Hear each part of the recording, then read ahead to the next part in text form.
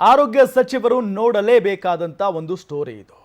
ಯಾಕೆ ಅಂತ ಹೇಳಿದರೆ ಇದು ನಿಮ್ಮ ಇಲಾಖೆಗೆ ಸಂಬಂಧಪಟ್ಟಂಥ ಕತೆ ಮತ್ತು ವ್ಯತೆ.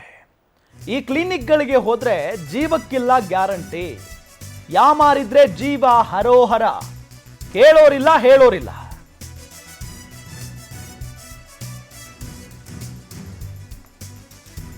ಯಾಮಾರಿದ್ರೆ ಜೀವ ಹರೋಹರ.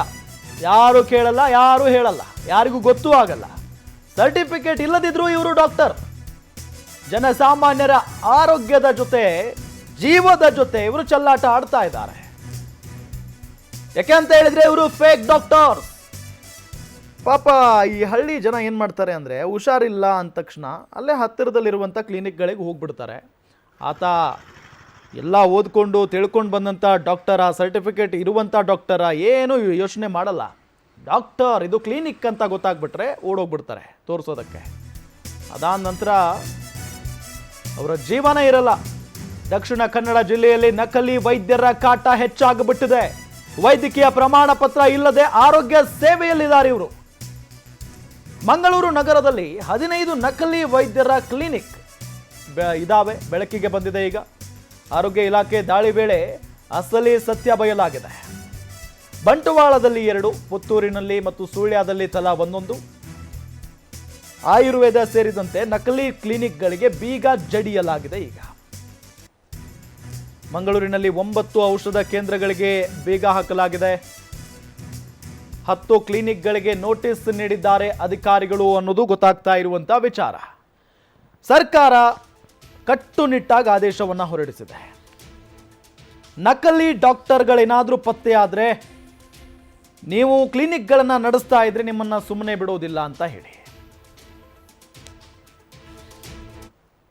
ದಕ್ಷಿಣ ಕನ್ನಡ ಜಿಲ್ಲೆಯಲ್ಲಿ ರಾಜ್ಯಾದ್ಯಂತ ನಡೆಯುತ್ತಿರುವಂಥ ಖಾಸಗಿ ಚಿಕಿತ್ಸಾಲಯಗಳ ಪರಿಶೀಲನೆ ಮತ್ತು ಅವರ ನೋಂದಾವಣೆಯನ್ನು ಪರಿಶೀಲನೆ ಮಾಡೋದಕ್ಕೆ ತಂಡಗಳನ್ನು ರಚಿಸಿಕೊಂಡು ನಿರಂತರವಾಗಿ ಪರಿಶೀಲನೆಯನ್ನು ಮಾಡ್ತಾ ಇದ್ದೀವಿ. ನಮ್ಮಲ್ಲಿ ಮಂಗಳೂರಲ್ಲಿ 15, ಪುತ್ತೂರಲ್ಲಿ 2, ಕ್ಷಮಿಸಿ ಬಂಟ್ವಾಳದಲ್ಲಿ 2, ಸುಳ್ಯದಲ್ಲಿ 1 ಹಾಗೂ ಪುತ್ತೂರಲ್ಲಿ 1 ನಕಲಿ ವೈದ್ಯರು ಸಿಕ್ಕಿದ್ದಾರೆ ನಮಗೆ. ನಕಲಿ ವೈದ್ಯರು ಅಂದರೆ ಯಾವುದೇ ಸರ್ಕಾರದಿಂದ ಮಾನ್ಯತೆ ಪಡೆದಂಥ ಡಿಗ್ರಿಯನ್ನು ಯಾರು ಹೊಂದಿರಲ್ಲ, ಪದವಿಯನ್ನು ಹೊಂದಿರಲ್ವ ಅಂಥವ್ರಿಗೆ ನಾವು ನಕಲಿ ವೈದ್ಯರು ಅಂತ ಹೇಳ್ತೀವಿ.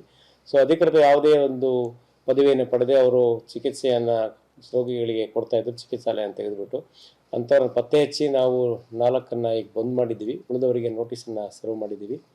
ದಕ್ಷಿಣ ಕನ್ನಡ ಜಿಲ್ಲೆಯಲ್ಲಿ ನೀಡ್ತಾರೆ ನಮ್ಮ ಮಂಗಳೂರಿನ ಪ್ರತಿನಿಧಿ ಗಿರಿಧರ್ ಶೆಟ್ಟಿ. ಗಿರಿಧರ್, ಈ ವಿಚಾರ ಕೆಲವೊಂದಿಷ್ಟು ದಿನಗಳ ಹಿಂದೆ ಬಹಳಷ್ಟು ಚರ್ಚೆಗೆ ಬಂದಿತ್ತು. ಆ ಭಾಗದಲ್ಲಿ ಈ ನಕಲಿ ಡಾಕ್ಟರ್ಗಳ ಹಾವಳಿ ಹೆಚ್ಚಾಗ್ಬಿಟ್ಟಿದೆ ಅಂತ ಹೇಳಿ. ಈಗ ಯಾವಾಗ ದಾಳಿ ಆಗಿದ್ದು ಆ ಕ್ಲಿನಿಕ್ಗಳ ಮೇಲೆ, ಜೊತೆಗೆ ಆ ನಕಲಿ ಡಾಕ್ಟರ್ಸ್ ಏನಿದಾರಲ್ಲ ಅವರನ್ನು ಅರೆಸ್ಟ್ ಮಾಡಲಾಯ್ತಾ, ಏನು ಕತೆ ಅಂತ?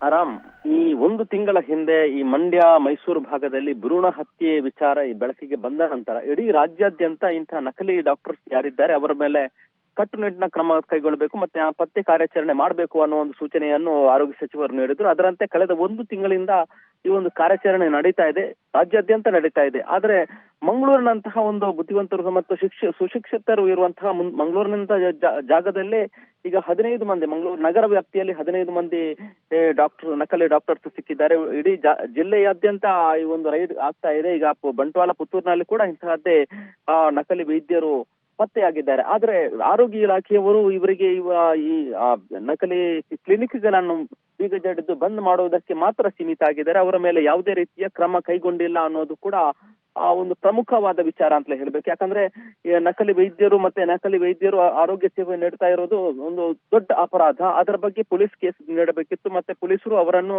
ಅರೆಸ್ಟ್ ಮಾಡಬೇಕಿತ್ತು. ಅದನ್ನು ಯಾವುದೇ ರೀತಿಯಲ್ಲೂ ಮಾಡಿಲ್ಲ. ಇದರ ಬಗ್ಗೆ DHO ಅವರಲ್ಲಿ ಕೂಡ ನಾವು ಕೇಳಿದಾಗ್ಲೂ ಅಂತಹ ಯಾವುದೇ ಕ್ರಮ ಜರುಗಿಸಿಲ್ಲ, ನಾವು ಕಾನೂನು ಸಲಹೆ ಪಡೀತೀವಿ ಅನ್ನೋ ಮಾತನ್ನಷ್ಟೇ ನೀಡಿದ್ದಾರೆ.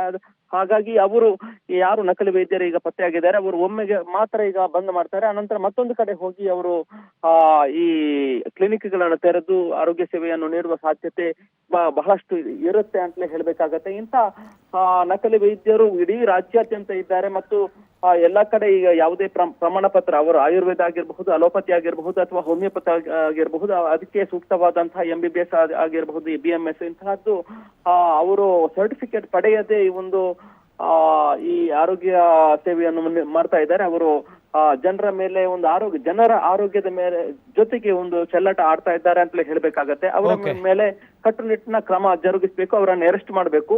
ಅದು ಸಾರ್ವಜನಿಕರ ಕೂಡ ಆಗ್ರಹ ಕೂಡ ಆಗಿರುವಂತದ್ದು Ram. Okay, thank you Giridhar.